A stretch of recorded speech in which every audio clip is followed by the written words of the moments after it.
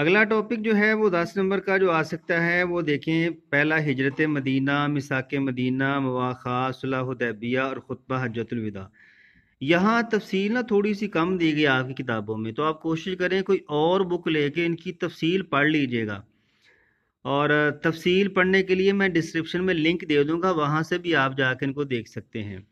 تو آپ کو پوچھا جا سکتا ہے جی نبی علیہ السلام کی ہجرت کے اسباب بیان کریں، ہجرت کیوں کی گئی تھی، ہجرت مدینہ کے اسباب بیان کریں۔ تو اس کے لیے بہترین حل ہے کہ آپ اسلامیات اختیاری فرسٹ ایئر کی وہاں دیکھیں، یہ سارے ٹاپک وہاں بڑی تفصیل سے ہیڈنگ وغیرہ بنا کے دیے گئے ہیں۔ تو سب سے پہلے ہجرت مدینہ، ہمیں پتہ ہے کہ ہجرت مدینہ کیوں کی گئی تھی، نبی علیہ السلام نے مکہ چھوڑا، مدینے چلے گئے۔ وجہ یہ تھی کہ مسلمانوں کو وہاں اسلام کے مطابق عمل نہیں کیا جانے دیا جا رہا تھا، لوگ اسلام کو جو ہے وہ مٹانے کی کوشش کر رہے تھے۔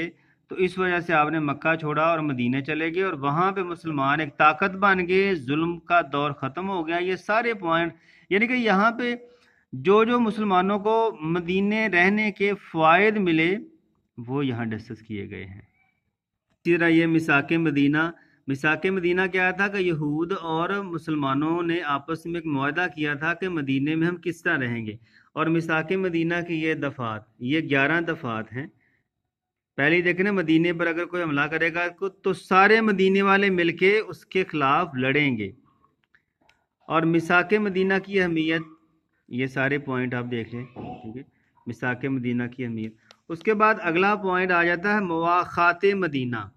مواخات یہ تھا کہ ہر انصاری کو مہاجر کا بھائی بنا دیا گیا تھا نبی علیہ السلام کی جانب سے، تو اس کو کہتے ہیں مواخات۔ بڑے شعر اس میں آ جائیں گے، اخوت اسی کو کہتے ہیں، چبے کانٹا جو کابل میں تو ہندوستان کا ہر پیر و جوان بے تاب۔ یہاں اخوت کے بارے میں آپ اشعار ایڈ کر دیجیے گا۔ اس کے بعد اگلا ٹاپک ہے صلح حدیبیہ۔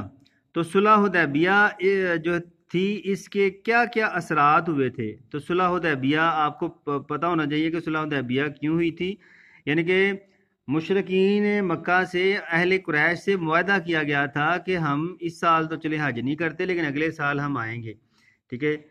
تو یہ صلح حدیبیہ کے اثرات کے بارے میں کتنے پوائنٹ ہیں یہ دیکھیں، یہ 14 پوائنٹ ہیں صلح حدیبیہ کے اثرات کے بارے میں۔ اگلا جی خطبہ حجۃ الوداع۔ خطبہ حجۃ الوداع کے بارے میں نے جو لاسٹ حدیث 26 نمبر پڑھی تھی، اس میں کافی تفصیل آپ کو بتا دی گئی ہے۔ تو خطبہ حجۃ الوداع میں کون کون سے ٹاپک، گورے کو کالے پر، کالے کو گورے پر، کوئی فضیلت نہیں ہے، فضیلت کا معیار صرف اور صرف تقویٰ ہے۔ تو یہ صلح حدیبیہ کے اندر کیا کیا ہوا تھا، یہ حجۃ الوداع کے خطبہ میں کیا کیا نبی علیہ السلام نے فرمایا تھا، اس کے یہ 10 پوائنٹ آپ کو دے دیے گئے ہیں۔ جی یہ تھا تمام ٹاپک، ملتے ہیں نیکسٹ لیکچر کے ساتھ، اللہ حافظ۔